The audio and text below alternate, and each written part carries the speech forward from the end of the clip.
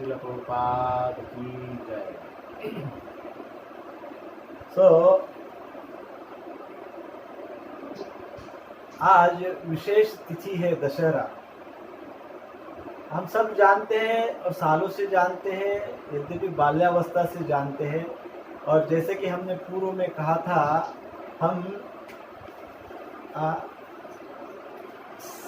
वर्षों से महोत्सव मनाते हैं, उत्सव मनाते हैं। वर्षों से हम वही बातें करते आते हैं और वही करते रहते हैं, है ना। महोत्सव का अर्थ क्या होता है? जो त्योहार होते हैं, उन त्योहारों का उद्देश्य क्या होता है, वो क्यों मनाए जाते हैं, त्योहार प्रतिवर्ष हमको क्या सीख देते हैं। सदियों से त्योहार आते हैं, सदियों से दशहरा मनाया जाता है। तो पूर्व में शास्त्र का उसके पीछे क्या उद्देश्य है? तो शास्त्र हमको ये सिखाते हैं कि प्रत्येक उत्सव तिथि पे, प्रत्येक महोत्सव पे, प्रत्येक त्योहार पे हमारे अंदर हम परिवर्तन लाए, हम अपग्रेड हो जाए। इसके ऊपर हमने पूर्व में चर्चा की थी। तो आज हम अपने आप को अपग्रेड कैसे करें इस दशहरे के तिथि पे, दशहरे के शुभ अवसर पर, महामहोत्सव की इस तिथि पे हमारे अंदर क्या परिवर्तन लाना चाहिए, अपना अपग्रेडेशन कैसा करना चाहिए, how to upgrade our self on the auspicious occasion of Dussehra. कैसे अपग्रेड कर सकते हैं स्वयं, इसके ऊपर हम आज चर्चा करेंगे। इसके पूर्व के चर्चा सत्र में हमने नवरात्र पे चर्चा की थी कि नवरात्र का क्या अर्थ होता है, नवरात्र कैसे मनाया जाता है, उसका अर्थ क्या है। तो उसी बात को आज हम दोहराते हुए आगे चर्चा जारी रखते हैं। तो जैसे कि कहा गया था नवरात्रि यानी 9 नाइट्स, 9 रात्रि। तो पहले 3 रात्रि, दूसरी 3 रात्रि और तीसरी 3 रात्रि, इस प्रकार से 3 3 3 9 और फिर 10वां दिन दशहरा, है ना। तो इस प्रकार से यह त्योहार मनाया जाता है। तो सबसे पहले जो 3 दिन होते हैं, हम आज बाकी सभी भक्तों के लिए एक बार फिर से आज रिवीजन करते हैं। पहले के 3 दिन होते हैं, वो पहले 3 दिनों में दुर्गा माता की पूजा होती है। दुर्गा देवी, दुर्गा का अर्थ क्या है? दुर्गा देवी क्या करती है? दुर्गति हरिणी देवी, दुर्गति का हरण करने वाली देवी दुर्गा देवी। तो फर्स्ट 3 डेज, पहले 3 दिन तक दुर्गा देवी की पूजा होती है। तो दुर्गा देवी एक, आप देखेंगे माँ काली का रूप, वो भी दुर्गा का ही रूप है। तो एक बड़ा विध्वंसक, बड़ा भयंकर रूप है, विकराल रूप है। तो विकराल रूप में देवी क्या करती है? ये विकराल रूप में देवी जब हमारे ऊपर दुर्गा देवी कृपा करती है, तो वो हमको हमारे जीवन के सर्वोच्च गोल को, सर्वोच्च उद्देश्य को प्राप्त करने के लिए प्रिपेयर करती है। दुर्गा देवी हमको प्रिपेयर करवाती है, किस लिए? हमारे जीवन का सर्वोच्च गोल जो उद्देश्य है उसको प्राप्त करने के लिए दुर्गा देवी हमारे ऊपर कृपा करती है। तो कैसे कृपा करती है? तो क्योंकि दुर्गा देवी क्या है? Durga Devi is a destructive aspect of Shakti, Shakti का विध्वंसक रूप है एक प्रकार से, डिस्ट्रक्टिव एस्पेक्ट। तो किसका विध्वंस करती है दुर्गा देवी? किसका विध्वंस करती है? अनर्थों का विध्वंस करती है। हमारे अंदर जो अनेकों अनेकों अनर्थ है, ये अनेकों अनेकों अनर्थों का नाश करती है, नष्ट कर देती है, उसका विध्वंस कर देती है। इस लेवल पे हमको दुर्गा देवी प्रिपेयर कर देती है ना। सो जब ये पहले 3 दिन तक इस प्रकार से दुर्गा देवी की आराधना हम करते हैं, तो हमारे अंदर के अनर्थों का नाश होता है। कौन से अनर्थ है? अनेकों प्रकार के अनर्थ, कोई एक अनर्थ नहीं है, हमारे पास अनेकों अनेकों अनर्थ है, हमने जमा करके रखे हैं, बहुत सारे अनर्थ। इन सारे अनर्थों का नाश कर देती है। अब इस प्रकार से जब अनर्थों का नाश होता है हमारे अंदर से, तो फिर चौथे दिन क्या हो जाता है? फिर चौथे दिन लक्ष्मी देवी की हम आराधना करते हैं, लक्ष्मी देवी की हम पूजा करते हैं। तो लक्ष्मी देवी किसका प्रतीक है? तो लक्ष्मी देवी ऐश्वर्य प्रदान करती है ना। लक्ष्मी देवी क्या प्रदान करती है? लक्ष्मी देवी ऐश्वर्य प्रदान करती है। ऐश्वर्य अर्थात हम कई बार केवल धन के रूप में ही समझते हैं, वहीं तक सीमित रहते हैं। ऐश्वर्य का अर्थ बड़ा विस्तृत है। तो ऐश्वर्य कौन सा? सबसे बड़ा ऐश्वर्य देवी प्रदान करती है लव, प्रेम। हमारे हृदय में प्रेम भावना जागृत करती है, सबके प्रति हमारे अंदर प्रेम भाव जागृत हो जाता है हा? प्रेम, शुद्धता, सात्विकता, दया भाव और सहिष्णुता और कोऑपरेशन अर्थात सहकार्य की भावना, अहिंसा, विशेषकर भक्ति, पवित्रता, शुद्धता, ये सब जो है ना, ये सब ऐश्वर्य है। यदि हमारे पास ये सब कुछ है तो हम ऐश्वर्य संपन्न हैं। और ये सारे सद्गुण जो है ये कौन प्रदान करता है? ये माता लक्ष्मी जी प्रदान करती है। इसलिए चौथे दिन से तो छठवें दिन तक लक्ष्मी देवी की हम आराधना करते हैं। और फिर 7वें दिन से 7, 8, 9 ये 3 दिन तक सरस्वती देवी की आराधना करते हैं। तो माता सरस्वती हमको क्या देती है? माता सरस्वती हमको बुद्धि, ज्ञान, विवेक, इंटेलिजेंस, नॉलेज एंड विजडम किसके विषय में? आत्मा के विषय में, परमात्मा के विषय में, भगवान के विषय में। इंटेलिजेंस, नॉलेज एंड विजडम, बुद्धि, ज्ञान और विवेक प्रदान करती है। और इस प्रकार से देखिए तीनों देवियों की विशेषता देखिए। माँ दुर्गा शेरा वाली, शेर पे बैठी हुई है, हाथ में त्रिशूल है ना, और राक्षसों का नाश कर रही है। तो हाथ में शस्त्र है, अर्थात जो अनर्थ रूपी राक्षस है उसको नष्ट कर रही है। लक्ष्मी देवी ऐश्वर्य प्रदान कर रही है। वो पुष्प, कई बार उनके हाथ में पुष्प दिखाया जाता है ना। तो पुष्प जो होता है, कमल पुष्प, ये ऐश्वर्य का प्रतीक है, प्रेम का प्रतीक है, भक्ति का प्रतीक है। तो ये सारा का सारा ऐश्वर्य माता लक्ष्मी प्रदान करती है। और सरस्वती देवी वीणा वादन करती है, वीणा है उनके हाथ में। तो माता सरस्वती जब हमको ज्ञान प्रदान करती है, विवेक प्रदान करती है, तो होता क्या है? हमारा संपूर्ण सूक्ष्म शरीर, मन, बुद्धि, अहंकार ट्यून हो जाता है ना, ट्यूनिंग करती है। वीणा वादन करते तो कैसे हम शांत होकर श्रवण करते हैं, ट्यून हो जाते हैं।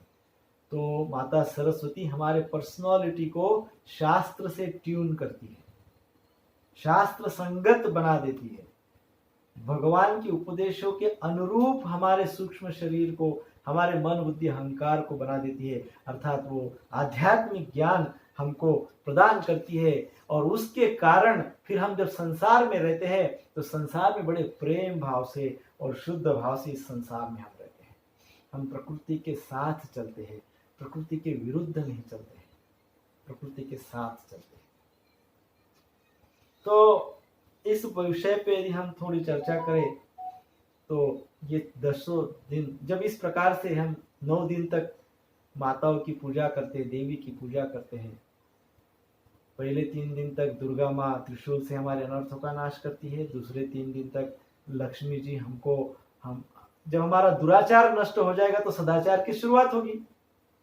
दुर्गा जी जब दुराचार हमारे अंदर का नष्ट कर देगी तो लक्ष्मी जी सदाचार प्रदान करेगी, और जब सदाचार हमको मिलेगा तो नेचुरली आध्यात्मिक ज्ञान की प्राप्ति होना शुरू हो जाएगी, है ना।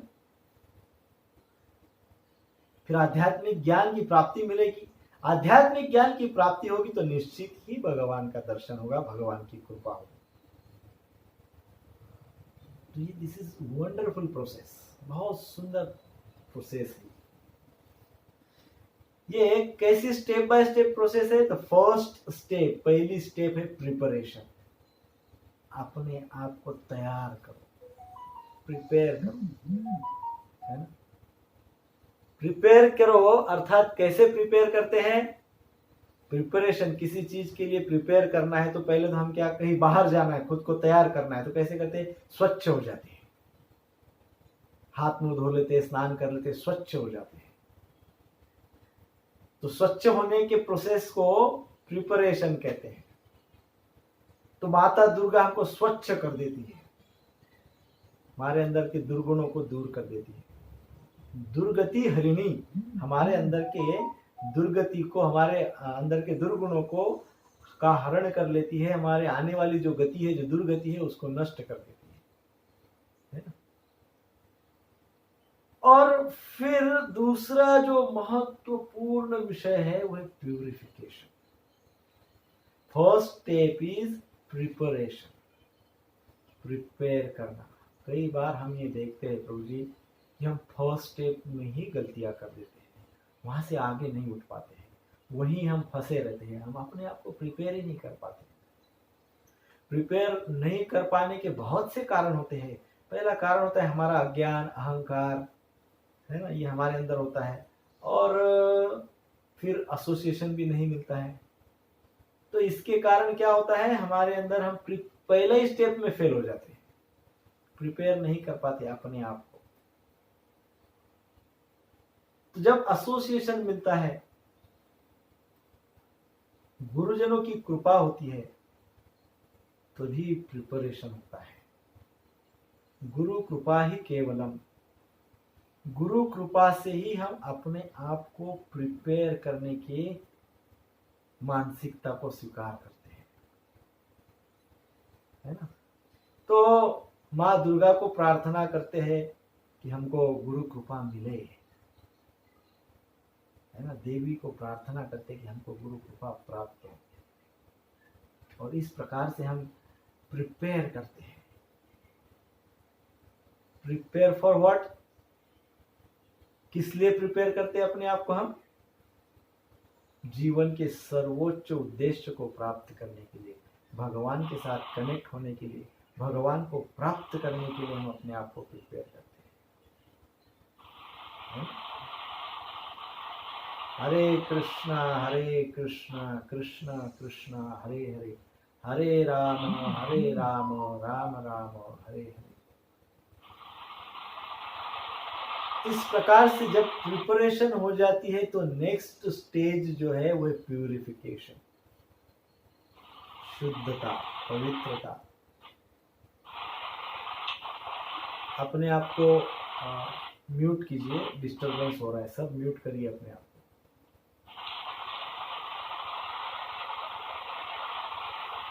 हरे कृष्णा कृष्णा कृष्णा हरे हरे, हरे राम राम राम हरे हरे। एक बार प्रिपरेशन हो गई कि हम नेक्स्ट स्टेज पे, हाईयर स्टेज पे जाते हैं, एंड दैट इज प्यूरिफिकेशन, पवित्रता, शुद्धता के स्तर पे आ जाते हैं।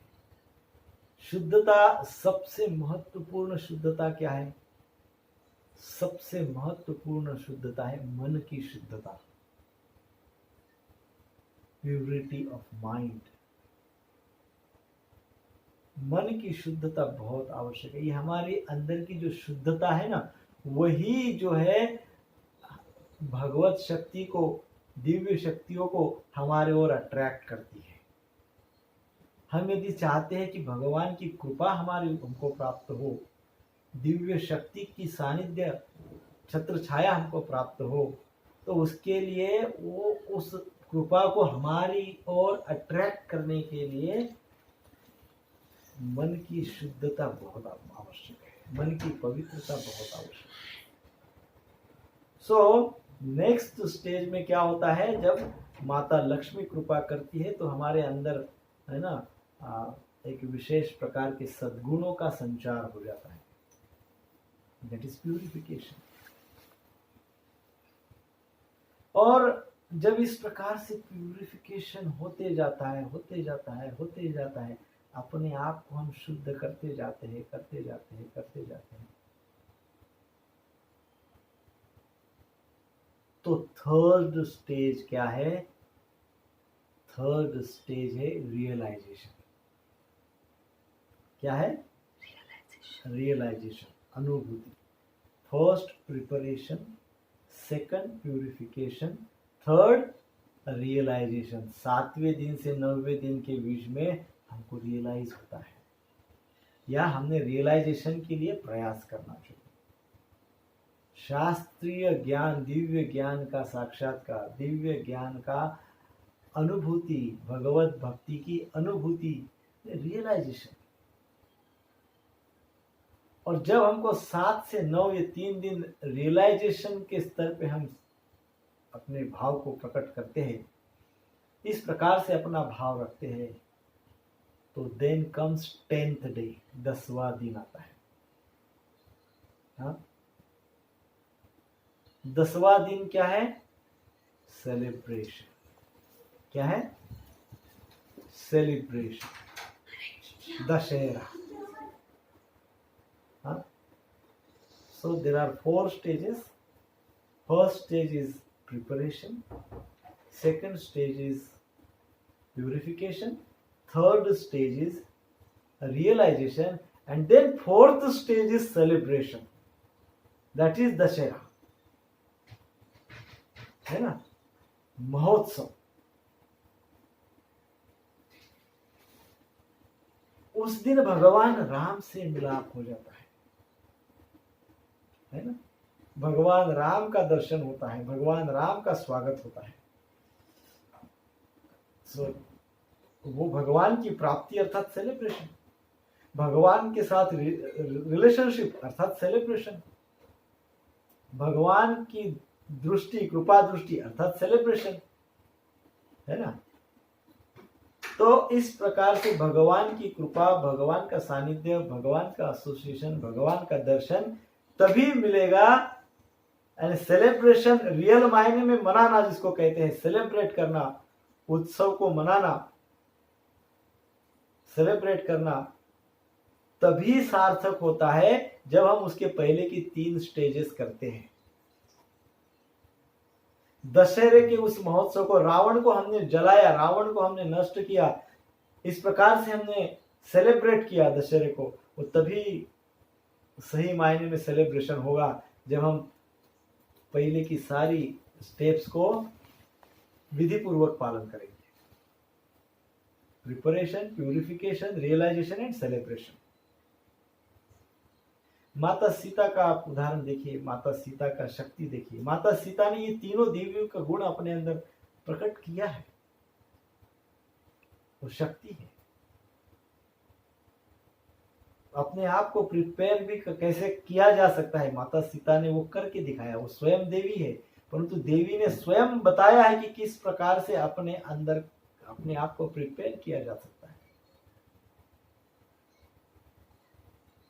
माता सीता का जो एक वर्णन है, लीला है, ये तो हम सब के आने वाले युगों में कल्याण के लिए माता सीता और भगवान राम ने ये लीला रची है। कदापि माता सीता और भगवान राम को साधारण मनुष्य के जैसा नहीं समझना चाहिए।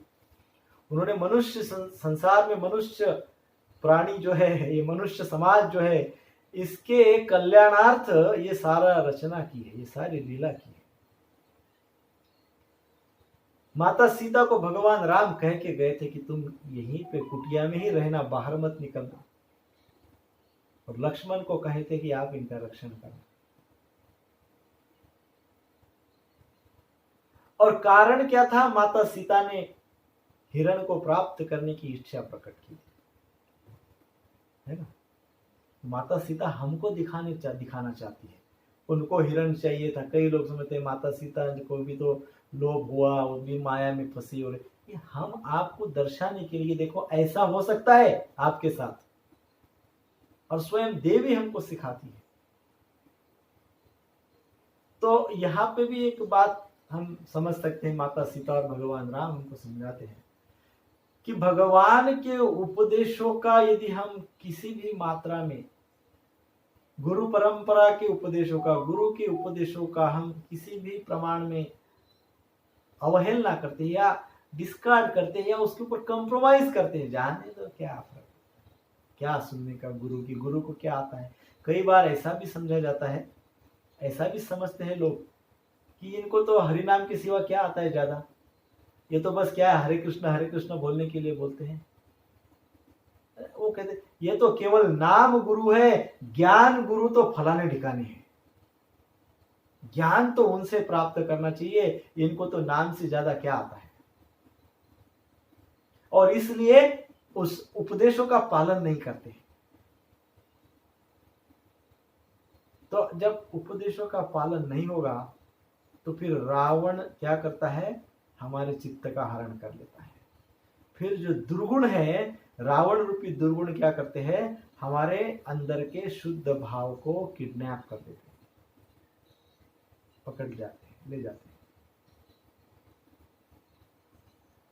सो यह हमको ये सीख है, हमारे मनुष्य समाज के लिए सीख है कि यदि शास्त्र का, गुरुदेव का, गुरु परंपरा का जो उपदेश हमको प्राप्त हुआ है उसको हमने पालन करना चाहिए। यदि हम पालन नहीं करेंगे तो कहीं ना कहीं पे हमारी प्रिपरेशन अधूरी रह जाएगी। हम वी आर नॉट प्रिपेयर्ड, हमारी तैयारी पूरी नहीं मानी जाएगी। चाहे हम कितना भी बड़े बड़े काम करें, कितने भी बड़े बन जाए सो कॉल्ड, लेकिन तैयारी हमारी पूरी नहीं होगी, तैयारी अधूरी पड़ी रहेगी। सो ये बहुत महत्वपूर्ण बात है, प्रिपरेशन के लिए यदि किसी चीज की आवश्यकता है तो वो है सिंसियरिटी, कमिटमेंट, नियमितता, डिटर्मिनेशन, आप जो भी समझें, ये बहुत आवश्यक है। दृढ़ निश्चय बहुत आवश्यक है, तभी व्यक्ति प्रिपेयर कर सकता है। Without commitment, without determination nothing can happen. बिना डिटर्मिनेशन के कुछ नहीं प्राप्त होता। तो डिटर्मिनेशन होनी चाहिए, तभी व्यक्ति प्रिपेयर कर सकता है। तो माता सीता यह दिखा रही कि देखिए ये गलतियां हो सकती है, परंतु माता सीता अपने चरित्र से यह भी दिखा रही कि ऐसी गलती को ठीक कैसे किया जाए। किडनैप हो गए, हमारे अंदर दुर्गुण ने हमारे अंदर प्रवेश कर लिया, रावण हमारे अंदर आ गया, हम रावण के कब्जे में चले गए। गलती होगी प्रिपरेशन में, लेकिन अब ठीक से कैसे प्रिपेयर कर सकते हैं इस अवस्था में, तो माता सीता ने बताया कैसे अपने आप को प्रिपेयर रखा है।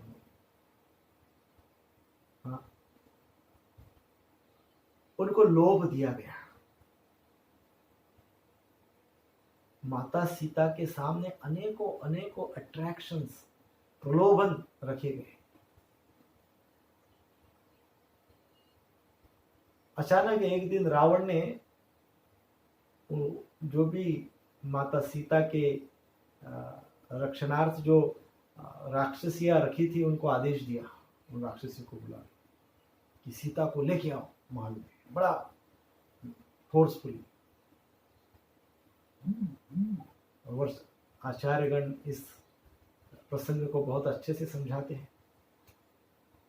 तो माता सीता को लाया गया। माता सीता को रावण के उस महल के पास लाते से ही रावण स्वयं माता सीता की ओर गया। ऐसे पूर्व में कभी नहीं हुआ था। कई रानियां हुई है रावण की, पर पूर्व में ऐसे कभी नहीं हुआ था कि रावण अपना सारा अहंकार और ठाठ छोड़ के किसी के लिए महल छोड़ के जाए, परंतु वो गया। जैसे ही वो गया और माता सीता के सामने प्रकट हुआ, वो माता सीता की प्रशंसा करने लगा, उनके सौंदर्य की प्रशंसा करने लगा। तो ये रावण की दूसरी चाल है। हमारे अंदर भी ऐसे रावण जागृत हो जाते हैं जो हमको थोड़े चढ़ाते हैं, प्रशंसा करते हैं किसी न किसी प्रकार से, ताकि हमको किडनैप कर सके, हमारे चित्त को किडनैप कर सके। तो जैसे ही वो बोलना शुरू किया, माता सीता ने थोड़ा घूंघट लिया था, उन्हें पूरा घूंघट ले लिया, पूरे अपने शरीर को पूरा ऐसे मुख को पूरा ढाक लिया। तब रावण ने देखा, समझ गया, रावण बड़ा चतुर था, विद्वान था, और उसने आदेश दिया राक्षसियों को कि सीता को मेरे साथ ले चलो, मैं सीता को भ्रमण करवाना चाहता हूं, मेरा पूर्ण महल, मेरा पूर्ण ऐश्वर्य। रावण स्वयं चलने लगा सीता माता के साथ, और चलते चलते वो अपने संपूर्ण ऐश्वर्य का वखान करने लगा। चढ़ने लगे, रावण के महल के ऊपर चढ़ने लगे, तो देखा जा रहा था चारों तरफ सोने की, सुवर्ण की दीवारें लगी हुई है, और बड़े ही रत्नों से वो सारी दीवारें मढ़ी हुई है। सुंदर सुंदर अति, क्या कहते हैं, the best of the best, वहां पे डेकोरेशन, रत्न जड़ित सुशोभीकरण किया गया था।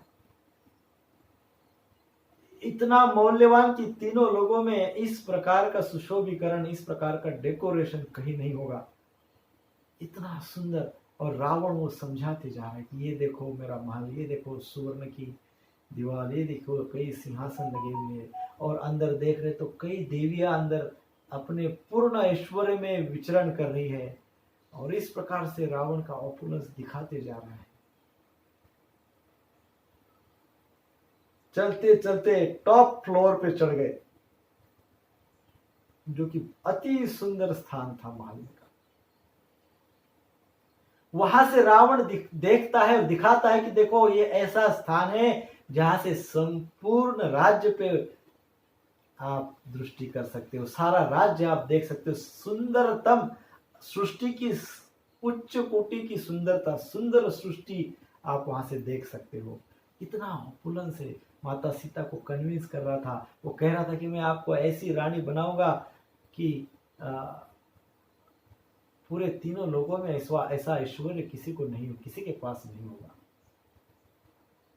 यहाँ ये जो मेरी लंका नगरी है, ये समुद्र के पार है, यहाँ पे लंका के सीमा के अंदर आने के लिए इंद्र भी घबराता है, तो ये राम एक साधारण मनुष्य कैसे आएगा, उसको भूल जाओ। अर्थात आपकी शुद्ध चेतना को भूल जाओ, आप वहां तक पहुंच ही नहीं सकते हो। वो शुद्ध चेतना, भक्ति भाव, ये सब तो बड़े दूसरे लोगों के लिए है, तुम वहां तक पहुंच ही नहीं सकते हो। तुम तो क्या करो, तुम तो इसी प्रकार से ये जो भी चकाचौंध है उसमें फंस जाओ, ऐसा रावण बोलता है। माता सीता को भी ऐसे बोल रहा था। इतना ही नहीं, रावण माता सीता को यह कन्विंस कर रहा है कि देखो सीते, मैं इतना ऐश्वर्यशाली हूं, मेरे पास इतना ऐश्वर्य है, मेरे पास करोड़ों करोड़ों अब्जो अब्जो राक्षसों की फौज है, देखो मेरी फौज देखो। ये सब दिखा रहा है। जब रावण कहता है कि ये इतना सुंदर मेरा ये ऐश्वर्य, इतना सुंदर मेरा राज्य है, तो माता सीता हंसती है। माता सीता के मुख पे स्मित हास्य प्रकट होता है। रावण ये देखता है, और रावण ये देखते से ही सोचता है, अरे वाह, शायद मैंने ये सब दिखाया और मैंने ये सब बोला, शायद सीता कन्विंस हो गई, अब मेरे साथ विवाह करेगी। तो माता सीता हंसती है और फिर बोलने लगती है। तो रावण बड़ा ध्यान से सुनता है। माता सीता कहती है, क्या लाभ, इतना सारा ऐश्वर्य है, इतनी सारी सुंदर नगरी है ना, सब, बट इसका क्या लाभ। हंसते हंसते बोलती है, क्यों, क्योंकि ये सब का सब राख का ढेर बनने वाला है। क्या बनने वाला है? राख का ढेर बनने वाला है, राख बनने वाला है, सब नष्ट होने वाला है। Everything is going to finish. This is what is preparation. ये प्रिपरेशन है। माता सीता हमको सिखा रही है हाउ टू प्रिपेयर। मेरे पतिदेव, इस सब सारे तुम्हारे ऐश्वर्य को राख में बदल देंगे, इसको नष्ट कर देंगे। फिर रावण कहता है, सीते वो यहाँ पे नहीं आ सकता है, वो तो एक साधारण मनुष्य है, इस समुद्र पार करके यहाँ तक कोई नहीं पहुंच सकता है, तुम मेरा स्वीकार करो। ऐसे ही प्रलोभन हमारे पास आते हैं, दुर्गुण हमारे पास आते हैं, और हमारे मन को जो कुछ भी बुरा है वो कितना अच्छा है इस बात के लिए कन्विंस करते हैं। हमारा माइंड, हमारा मन हमको जो भी कुछ गलत हमसे हो रहा है, जो भी हम बुरा कर रहे हैं, वो कैसा गलत नहीं है और कैसा बुरा नहीं है, इसके लिए हमको कन्विंस करते रहता है। जीवन भर हमारा माइंड कन्विंस करता है कि हम जो गलत कर रहे हैं वही सही है। कन्विंस, अरे कहाँ गलत है, यही सही है, कुछ फर्क नहीं पड़ता है ना। इस प्रकार से रावण कहता है कि सीते तुम मेरा स्वीकार करो, यदि तुम मेरा स्वीकार करोगी तो मैं अपने 20 हाथों से, अपने 20 रावण को 20 हाथों से तुम्हारी चरण सेवा करूंगा। इतना तक रावण बोलता है। सारे उपस्थित गण, वहां पे जो सेवक सेविका है, राक्षसियां है, वो सोचती है कि इतनी दयनीय अवस्था रावण की पहले कभी नहीं देखी। परंतु ये क्या है? ये छल है। जब हमारे साथ छल होता है, जब हमारे मन को ये शक्तियां, अर्थात ये रावण जैसे दुर्गुण जब हमारे मन को काबिज करना चाहते हैं, मन के ऊपर हमारे कंट्रोल, नियंत्रण करना चाहते हैं, तब वो सारे हथकंडे अपनाते हैं। वो अपने आप को बड़े दयनीय अवस्था में प्रकट कर देते हैं। फिर भी माँ सीता नहीं मानी। माता सीता हमको बता रहे कि हाउ टू प्रिपेयर। अब रावण कहता है, हे सीते देखो, यहां से तुमको मेरी पूरी सेना दिख रही है, इसमें मिलियन राक्षस है, करोड़ों राक्षस है, हजारों क्रूर राक्षस है, कई बूढ़े हैं, कई कितने हैं, कई, और ये सब भयंकर विद्या को जानते हैं, अघोरी विद्या को जानते हैं, मायावी विद्या को जानने वाले हैं। इनके सामने कोई नहीं टिक पाता है। तो माँ सीता फिर हंस के कहती है, तुम मेरे पति के शक्ति को जानते नहीं। मन में मां सीता कहती है, तुम्हारी लंका में तुमने इतने सेनाएं, इतने सैनिक और इतने राक्षसों को सीमा पे तैनात कर रखा है, परंतु तुमको क्या पता है रावण, यदि मेरे पति आना चाहे ना, वो तो पत्थर में से भी आ जाते हैं। पूर्व के काल में, पूर्व के युग में ऐसा ही एक राक्षस ने कहा था, कहाँ है तेरा भगवान, प्रहलाद को कहा था, यहाँ कैसा आ सकता है, मैं भी देखूं। प्रहलाद ने बोल दिया, मेरा भगवान तो ये है ना, पत्थर में भी है। तो हिरण्यकश्यपु ने कहा, ये खंबे में है क्या? प्रहलाद ने कहा है। तो भगवान नरसिंह खंबे से प्रकट हो गए। तो माता सीता मन में यही सोच रही कि मेरे प्रभु तो कहीं से भी प्रकट हो सकते हैं, तेरी ये फौज तूने सीमा पे लगा के रखी है, चारों तरफ से राक्षसों की सेना खड़ी करके रखी है, इसको समाप्त करने में क्या लगता है? This is what is preparation. माता सीता की का दृढ़ निश्चय देखिए, फेथ देखिए, वो हमको सिखा रही है मां सीता, है ना। देन प्यूरिफिकेशन कैसा सिखा? रावण ये सब हथकंडे अपना के देखता है, परंतु उसको पता चलता है कि सीता नहीं मानती, तो बड़ा क्रोधित होकर कहता है जाओ इसको ले जाओ और अशोक वाटिका में इसको बंदी बना के रखो, इसके ऊपर ध्यान रखो, इसको प्रताड़ित करो। ऐसे जब अशोक वाटिका में ले जाते हैं, अशोक वाटिका में रखते हैं, तो कुछ दिनों के पश्चात फिर रावण आता है और इस बार बड़ा क्रोध में आता है और वो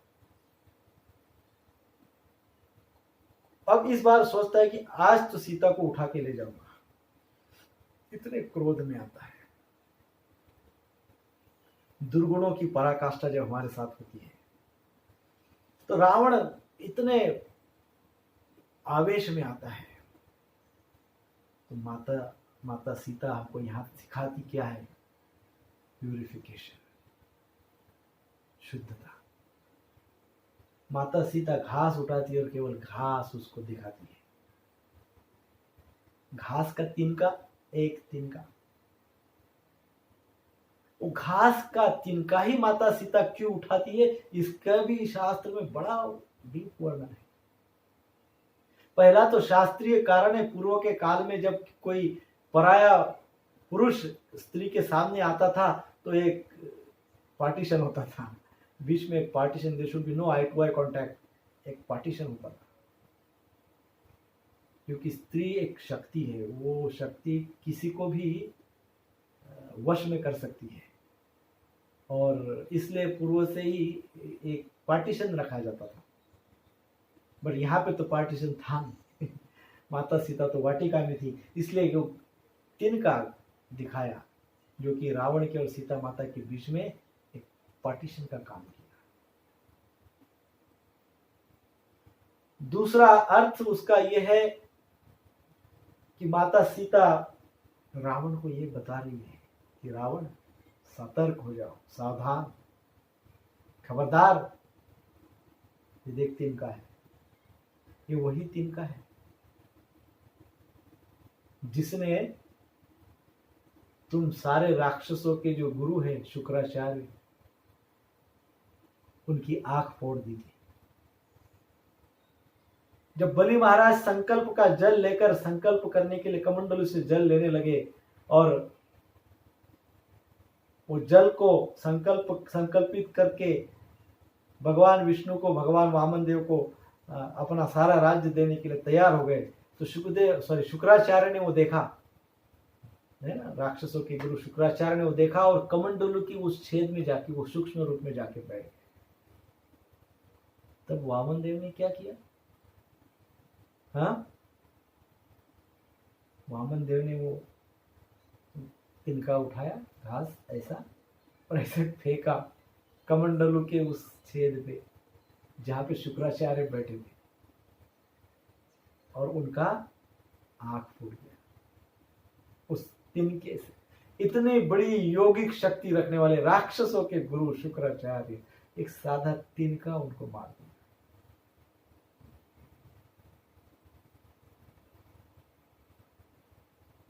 तो हे रावण सावधान, बलराम जी ने तिनके से ही रोमहर्षण को मार दिया।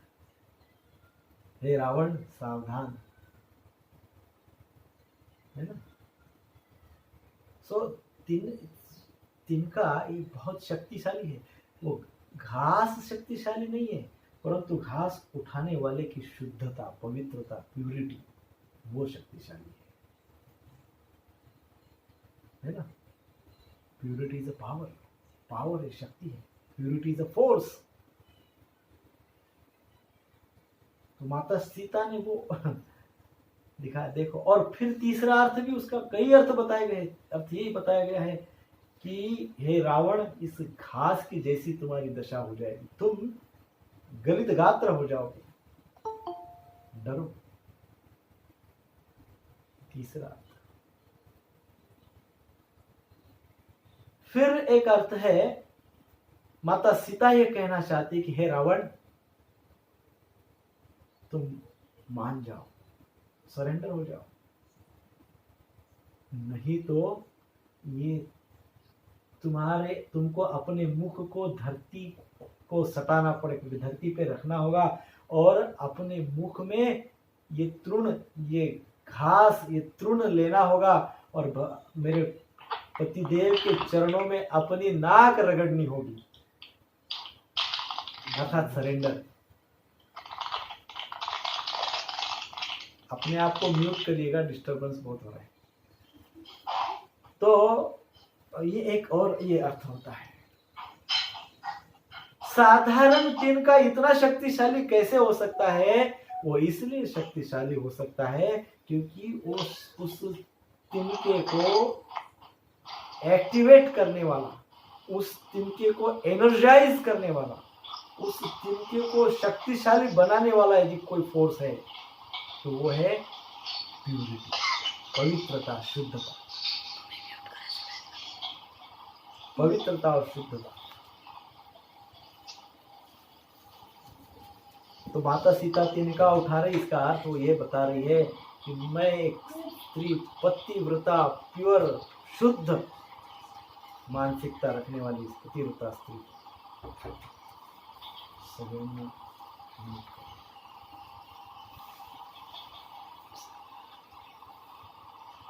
So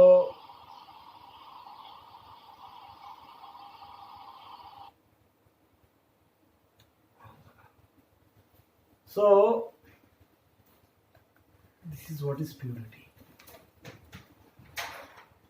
हमारे आचरण से हमारी शुद्धता, पवित्रता हमारी प्राप्त हम कर सकते हैं।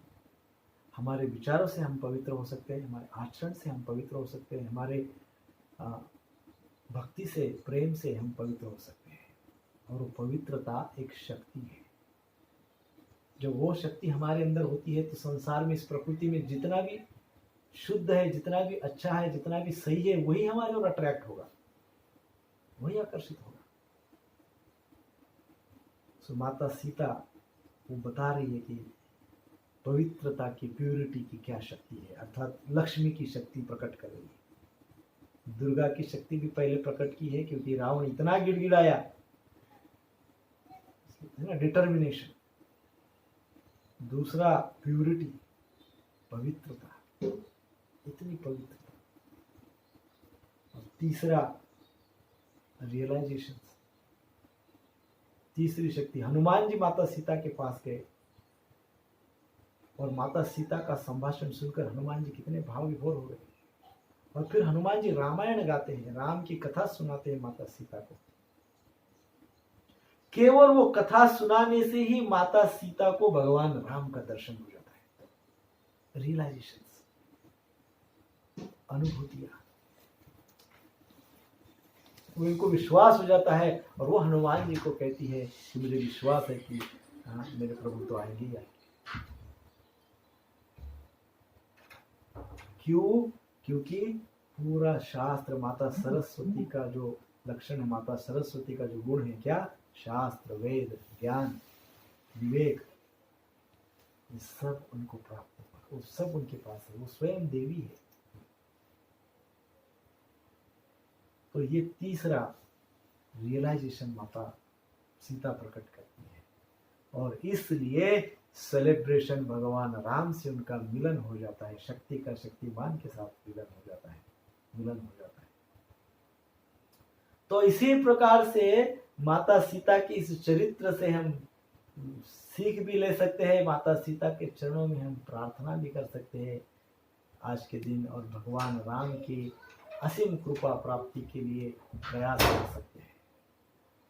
दशहरे का दिन इसीलिए अपने आप को प्रिपेयर करें, अपने आप को प्यूरिफाई करें, रियलाइज करें और फिर सेलिब्रेट करें। हरे कृष्णा कृष्णा कृष्णा हरे हरे, हरे राम राम राम हरे हरे। श्रील प्रभुपाद की जय। दशहरा महामहोत्सव की जय।